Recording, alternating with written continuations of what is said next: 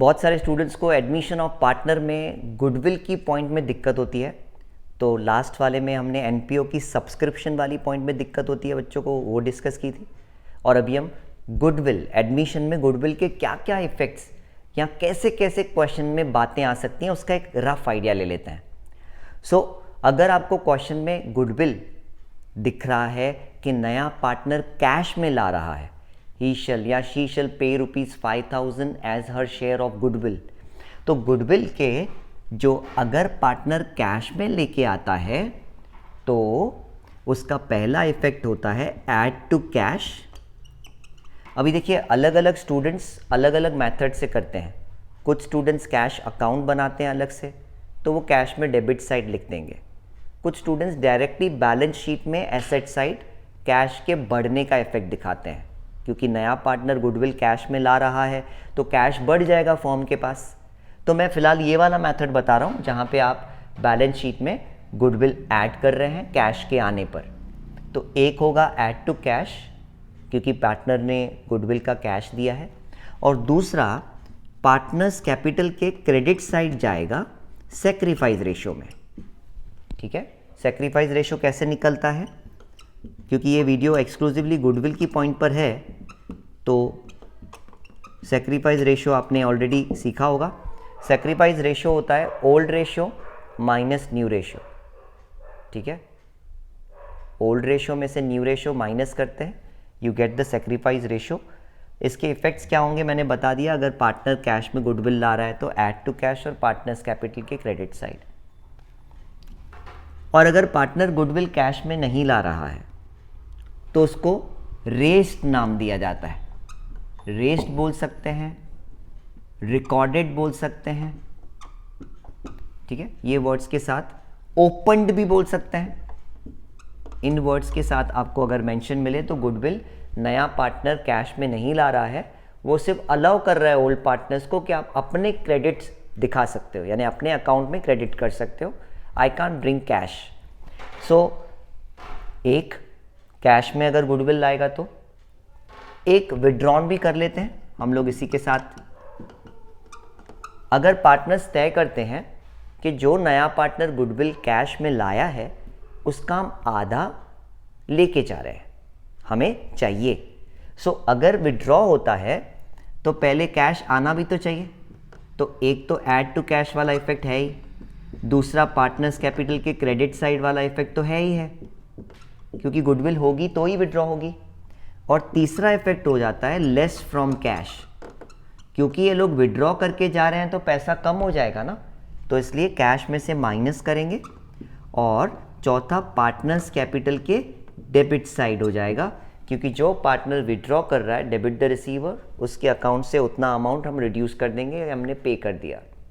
या फिर in simple words अगर आपको कहूँ तो गुडविल जो आते वक्त आपने इफेक्ट्स दिखाए थे, विड्रॉ करते हो तो उसके रिवर्स इफेक्ट्स हो जाएंगे, यानी आने का भी इफेक्ट होगा और जाने का भी।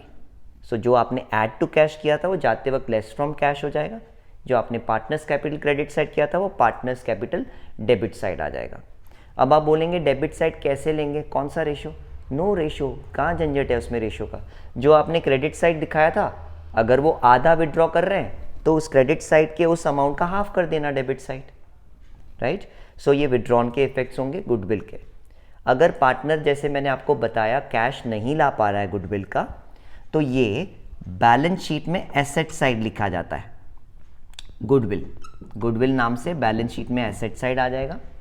और दूसरा पार्टनर्स कैपिटल के क्रेडिट साइड, जैसे आप पहले सेक्रीफाइस रेशो में बांटते थे ना, वैसे ही सेकेंड इफेक्ट सेम ही होगा, partners capital credit side sacrifice ratio. तो एक एसेट साइड गुडविल के नाम से और दूसरा पार्टनर्स कैपिटल के क्रेडिट साइड। अब क्वेश्चन में कभी कभी ऐसे कहते हैं कि गुडविल खुद निकालो, 3-4 साल के प्रॉफिट्स दे देते हैं, कहते हैं आप गुडविल 2 इयर्स परचेज पे इन 4 साल के प्रॉफिट्स पर खुद निकालो। तो आप कैसे निकालेंगे गुडविल? तो पहले आप गुडविल निकालने के लिए स्टेप 1 में उन प्रॉफिट्स का एवरेज निकालोगे, यानी जितने भी साल का प्रॉफिट दिया रहेगा ना, 1, 2, 3, 4, उन सारे ईयर के प्रॉफिट्स को ऐड करोगे, divide by 4, that is divide by जितने साल हैं। 5 साल होंगे तो डिवाइड बाय 5, 4 होंगे तो डिवाइड बाय 4। तो जैसे आपने देखे होंगे ईयर्स, उन सबको प्लस करके डिवाइड बाय 4 हमारे इस एग्जाम्पल में जो भी आपका आंसर निकलेगा डिवाइड करने के बाद उसको हम एवरेज प्रॉफिट बोलते हैं। गुडविल नहीं निकला अभी तक।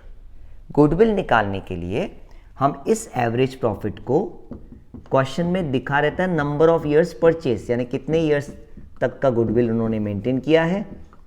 तो इस एवरेज प्रॉफिट को जो भी आया होगा क्वेश्चन में दिए गए नंबर ऑफ ईयर्स परचेज 2, 3 या जो भी होगा उससे मल्टीप्लाई करके गुडविल निकालेंगे। तो ये गुडविल कैलकुलेट कैसे करते हैं, वैल्यू कैसे करते हैं हमने देखा। और क्वेश्चन में स्पेसिफाई करता है गुडविल जो है वो आपको दिखानी है ओनली जो पार्टनर एडमिट हो रहा है उसके शेयर के बेसिस पर, या सिंपल शब्दों में कहूँ goodwill is to be shown या raised only up to the new partners share. और सिंपल कर दें, यहां तक जो आपने गुडविल निकाली वो सबकी होगी, सारे फर्म की, तीनों की। ठीक है, हमें यहां पे 3 की नहीं, ये पूरे फर्म की नहीं या इन 2 की नहीं, हमें सिर्फ एक जो नया पार्टनर है ना वो कितना लाएगा वो चाहिए। तो हम क्या करेंगे, इस गुडविल में से जो अमाउंट हमारा निकला इस पे जो नया पार्टनर का शेयर होगा 1/5, 1/4, 1/3 लिखा रहता है, वो जो शेयर रहेगा वो निकाल देंगे। तो गुडविल अगर क्वेश्चन में स्पेसिफाई करेगा कि शेयर निकालना तो आप शेयर ही निकालना। ऑलमोस्ट हर गुडविल के सम में अगर आपको कैलकुलेशन करने को कहा जाता है तो नए पार्टनर का शेयर आपको निकालना पड़ता है, उस अकॉर्डिंगली सारा काम इफेक्ट्स का चलता है। That would also be specified accordingly. And अगर आपको क्वेश्चन में बैलेंस शीट के अंदर गुडविल लिखा हुआ मिले, एसेट साइड गुडविल लिखा रहता है ना, पहले ही लिखा हुआ है क्वेश्चन में, तो उस गुडविल को पहले आपको मिटाना है। मिटाना है रबर से नहीं, मिटाना है अकाउंटिंगली। तो उस गुडविल को जो बैलेंस शीट में एसेट साइड लिखा हुआ है उसको मिटाना कैसे होता है, आप जब सम करोगे पार्टनर्स कैपिटल के डेबिट साइड ये वाली जो पुरानी गुडविल है उसे मिटा दोगे। अब बताओ भाई, पुरानी गुडविल बनाई किसने थी, ओल्ड पार्टनर्स ने दिखाई है। तो जब आप पार्टनर्स कैपिटल के डेबिट साइड वो गुडविल लिखा हुआ मिटाओगे यानी राइट ऑफ करोगे, वो ओल्ड रेशियो में होगा। प्लीज़ ध्यान दीजिएगा, मैं ये नया गुडविल जो अभी आया है उसकी बात नहीं कर रहा हूँ, जो क्वेश्चन में पहले ही भसा हुआ है। ऐसा गुडविल जो क्वेश्चन में एसेट साइड पहले ही भसा हुआ है वो हमें नहीं चाहिए। उसके गुडविल के अमाउंट्स को आपको उठाकर पार्टनर्स कैपिटल के डेबिट साइड से टू गुडविल लिखकर जो ओल्ड पार्टनर्स होंगे उनके रेशियो में आपको मिटाना है। ध्यान दीजिएगा, मैं रिपीट कर रहा हूँ फिर से एक बार, गुडविल ये बैलेंस शीट में जो क्वेश्चन में ऑलरेडी लिखा होगा एसेट साइड उसको मिटाने की बात कर रहे हैं। ध्यान दीजिएगा, उसको मिटाना बहुत ज़रूरी है। क्वेश्चन में अगर balance sheet asset side goodwill दिखे, आप उसे पार्टनर्स कैपिटल के डेबिट साइड ओल्ड रेशियो में दिखा दोगे। ठीक है, डेबिट कर दोगे मतलब एक्चुअली आपने राइट ऑफ कर दिया। मतलब क्वेश्चन में नहीं भी लिखा हो तो भी बैलेंस शीट में अगर गुडविल लिखी हुई है और नीचे कुछ भी नहीं लिखा हुआ है तो आप उसे राइट ऑफ पक्का करना ओल्ड रेशियो में। अब आगे बढ़ते हैं।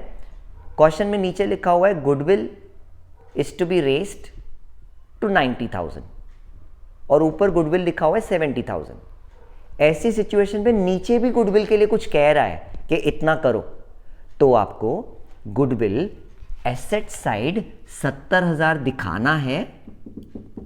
उसमें कितना रेस करने को बोल रहा है, 20,000। ये 20,000 आपको ऐड करना है, 90 बाहर आ जाएगा।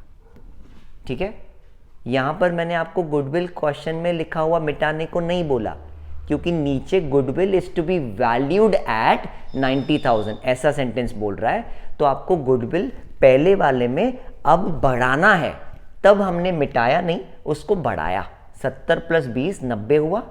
जितना गुडविल आपने बढ़ाया उतना आपको पार्टनर्स कैपिटल में, ये वाली पॉइंट, पार्टनर्स कैपिटल में क्रेडिट साइड जैसे बाय गुडविल सैक्रिफाइस रेशियो में दिखाते थे ना स्टार्टिंग से, वैसे दिखा दोगे।